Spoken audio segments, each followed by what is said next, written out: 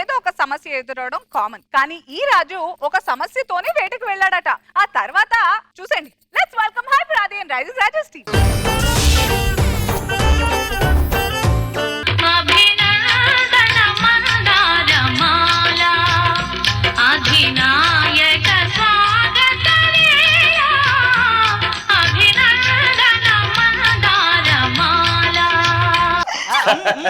ఏమిటిది? మీ కళ్ళలోకి చూస్తే మమ్మల్ని ఏం మారుస్తారు? మీరు చేతులు దిగిపోతే ఛానల్ మారుస్తారు.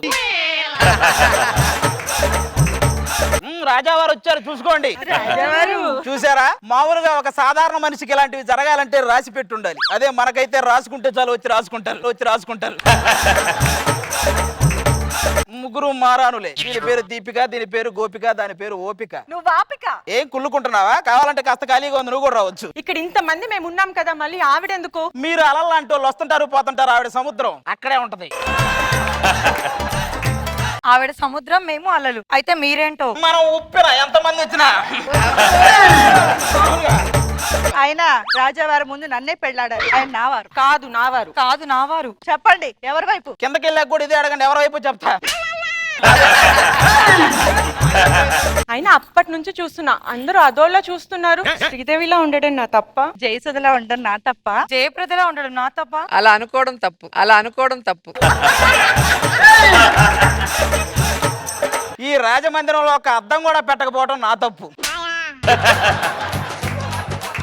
నిజంగానే అండి. హీరో గారు ఇందాక నుంచి అదేగా చూస్తున్నారు, ఎందుకంటారు? ఆయన సినిమాలో జూనియర్ ఆర్టిస్టులుగా చేసింది మీరేనా కదా అని చూస్తున్నట్టున్నాడు. చూస్తూ ఉండండి. మైత్రి మూవీ పాంప్లెట్స్ లో హీరోయిన్ గా మా పేర్లే ఉంటాయి. మైత్రి మూవీస్ పాంప్లెట్ లో కాదు కదా, మైత్రి వనంలో పంచే పాంప్లెట్ లో కూడా మీ పేర్లు ఉండవు. ఒక్క 20 కోట్లు పెట్టి ఆయనతో ఒక్క సినిమా తీయచ్చు కదా. 20 కోట్లు పెట్టి ఆయనతోనా? అంత డబ్బులు పెట్టడానికి నేను దిల్ రాజుని కాదే, మామూలు రాజుని. ఇది కూడా వాళ్ళిద్దరి కాల్చు. అయినా సినిమా తీస్తే బుచ్చిబాబు గారే డైరెక్షన్ చేయాలి. బుచ్చిబాబు గారు ఫస్ట్ తీసిన సినిమాకి సూపర్ సార్ ఎరగ కొట్టారు సార్ అంటున్నారు. మీతో చేస్తే ఆయన ఎరగ కొడతారు పాపం. అసలే మొహమాట. వాళ్ళ గురించి అది కొంచెం మన గురించి ఏమైనా చెప్పొచ్చు కదా. రాజావారు, రాత్రి మీరు నా కల్లోకి వచ్చారు. మనకి 10 మంది పిల్లకాయలు పుట్టారంట. నాకైతే 15 మంది పిల్లకాయలు పుట్టారు. నాకైతే 20 మంది పుట్టారని కలబడింది. ఏమే పిల్లకాయల పొట్లకాయల చెట్టుకు పుట్టినట్టు పుడతానే ఉన్నారు. మీ పాటికి మీరు కళ్ళ గంటమేనా? రాజుకు అంత సీనుందా లేదని ఆలోచించరా? ఆయన రాజ్యంలో ప్రజలందరూ యువరాజు ఎప్పుడు వస్తాడని అడుగుతున్నారు. ఈ రాజు ఉండగా యువరాజు రాడని చెప్పండి. అయినా పిల్లలు గొడవ ఎందుకు, మనం ప్రజల గొడవ ఏంటో చూద్దాం ఒకసారి. మహామంత్రి, జామ చెట్టు కాస్తాయి జామకాయలో పిలిచారా అమ్మా? పిలిచింది వాళ్ళు కాదు, నేను. సలహాలు చెప్పేవాడిని మంత్రిగా పెట్టమంటే సరసాలు ఆడేవాడిని పెట్టారు. సరిపోయింది. Super punch. మహామంత్రి చెప్పండి టబు. టబు కాదురా ప్రభు. ప్రజల యోగక్షేమాలన్నీ తెలుసుకుంటున్నావా? ఇంటింటికి వెళ్ళి మరీ తెలుసుకుంటున్నాను ప్రభు. ఇంటింటికి వెళ్తున్నావని తెలిసి ఎన్నింటికి వెళ్తున్నావనే మా డౌట్. చెప్పడం మరిచితిని, పక్క రాజులు మన మీద దండెత్తడానికి రెడీగా ఉన్నారట. శత్రువులు కూడా చెప్పి చేస్తున్నారా? నువ్వేమో చేశాక చెప్తావు, మాకేమో తర్వాత ఏం చేయాలో తెలియదు. నాకు 10 రోజులు సెలవు కావాలి. దేనికి? మా ఆవిడకి 2వ నెల. మీ ఆవిడకి ఏంటి? ప్రపంచం మొత్తానికి ఇది 2వ నెల, ఫిబ్రవరి నెల. ఆ నెల కాదు ప్రభు. ఆయనకి ఒక్క నెల తప్ప ఇంకోటి ఏమో తెలియదు. నువ్వు వీళ్ళకి లీడ్ ఇచ్చావా? సరే గాని యువరాజా గారు, మీరు ఈ మధ్య అడవికి వేటకాడమే మానేశారు. నేను వేటకెళ్తే మీరు ఏదైనా ఆట ప్రారంభిద్దాం అనుకుంటున్నారా? నాన్నగారు ఆరోగ్యం బానే ఉందా? అరుగో మాటల్లోనే వస్తున్నారు.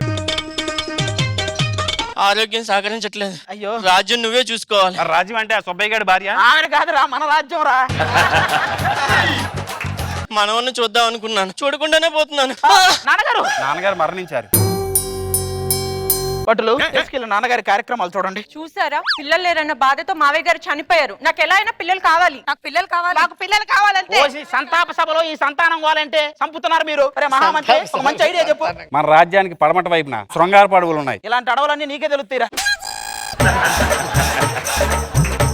అక్కడ ఒక ఔషధం దొరుకుతుంది, అది తెచ్చి తాగారనుకో మీరు నాన్న అవుతారు. మీరు లోపలికి వెళ్ళండి, ఆ ఔషధాన్ని తీసుకొచ్చి ఎలాగైనా నాన్న అవుతా. మీరు వెళ్ళిపోండి లోపలికి.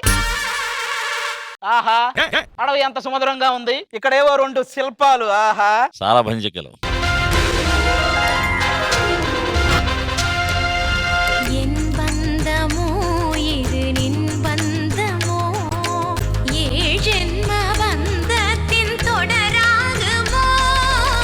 ఒకళ్ళు రాజా, పక్కన సోజా.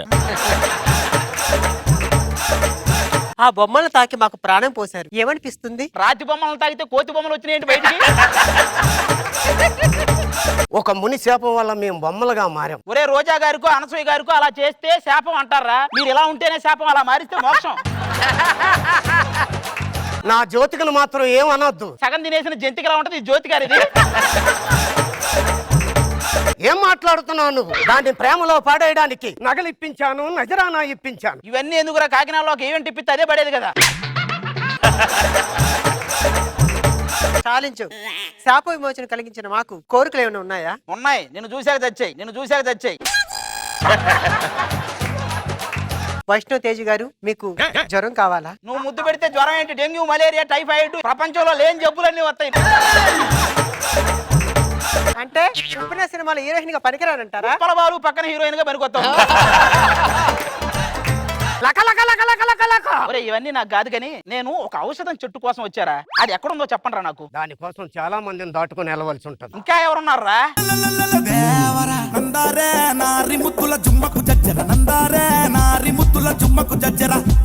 ఇప్పుడు నాకు ఇది ఖచ్చితంగా అడవి అని అర్థమైపోయిందిరా. ఎలాగా? ఏమన్నా ఏనుగు, ఎలుగుబంటి, గాడిద, గుర్రం, ముసలి అన్ని ఇక్కడే తెచ్చి అడవిగా అమలాపురం అయిపోయింది. మా దొరగారితో పెట్టుకుంటే భస్మం అయిపోతావు. మరి తెలిసి ఎందుకు పెట్టుకున్నావు నువ్వు? మాడి మసైపోయాడు. నా ముందు ఇలా ఎగిరితే మీరు ఉండరు. ఆ ఆకు చిరిగితే ఎవడు ఉండరు, చూసుకో. దేవుడా, ఈ అడవికి ఒక ప్రత్యేకత ఉంది. ఏంటది? ఇది కాకులు దూరడి కారడవి, చీమలు దూరడి చిట్టడివి. మరి నీ పందులు ఎలా దూరిని? సరిగా చూడండి, మాలో ఒక చిరంజీవి గారు, ఓ పవన్ కళ్యాణ్ గారు కనిపిస్తలేరా? సరిగా చూడండి, ముందు మీకు ఒకరు కనిపించట్లేదా? ముగ్గురు మామయ్యలకు ముద్దులు మేనల్లుడు పైకి వచ్చారంటే మీరు కిందకు వచ్చే వరకు దంతాడు. అసలు ఎంతకి ఎందుకు వచ్చావు? నాకు ఒక ఔషధం చెట్టు, దానికోసం వచ్చానయ్యా. మమ్మల్ని వదిలేస్తే అంత ఈజీగా ఏం కాదు. వాడిని దాటాలి, వీడిని దాటాలి, నన్ను దాటాలి. నీలాంటోడే అడవి శేషు గారి అడ్రస్ ఎక్కడంటే అడవుల్లో ఉంటాడని చెప్పాడంట. రక్తం తాగుతావు. ఆ రక్తం తాగటం కాదు, మీరే రక్తం కక్కుకుపోయేలా చేస్తా. తాం తరగడ ధీం తరగడ తోం తరగడ నం తరగడ తత్త తరగడ దిత్తి తరగడ తోం తోం తరగడ నం నం తరగడ. వాళ్ళు చచ్చారు, నేను కూడా చచ్చాను. పోండి. మనకు కావాల్సిన ఔషధపు చెట్టు ఇదే అన్నమాట.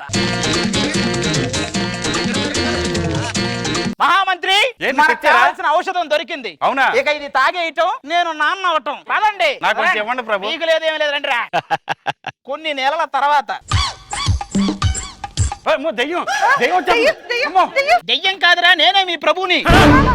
మరి ఎలాగైపోయారండి? ఒరే ఔషధం తాగితే నాన్న అవుతానన్నావు, నేనేంట్రా మా నాన్నలా అయ్యాను. ఔషధం ఎక్కడో తేడా కొట్టింది ప్రభు. తేడా కొట్టడం కాదురా, నిన్ను కొట్టాలరా.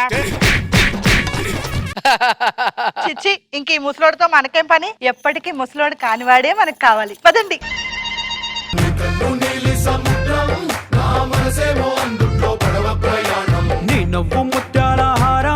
లెట్స్ ఆస్క్ అవర్ గెస్ట్ ఎలా అనిపించింది? ఇప్పుడు టీవీలో చూస్తూ ఉండేవాడిని. మెస్మరైజింగ్ అంటే ఒక సింగిల్ కట్ లేకుండా స్టేజ్ పైన చేయడం is very great. Hats off to everybody, all the stage artist. I just can see it's super అని చెప్పేవాడిని కాదు, నిజంగా ఎవరైనా పెద్దలు చెప్పాలి. Just terrific. మీరు అందరూ చాలా కష్టపడ్డారు, తెలుస్తుంది. బుచ్చిబాబు గారు. ఆది గారు అంటే చాలా బాగా అలా రాయడం చాలా కష్టం అండి.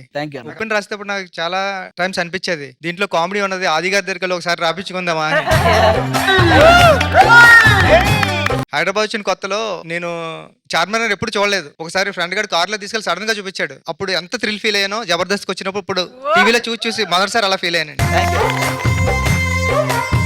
థ్యాంక్ యూ అండి. Thank you.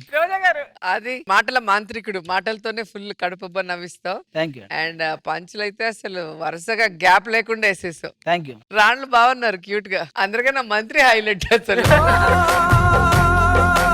చాలా బాగుంది, చాలా ఎంజాయ్ చేశాను నేను. Very nice. Manu garu. Extraordinary skit, fantastic timing. Garu super. Thank you Manu గారు.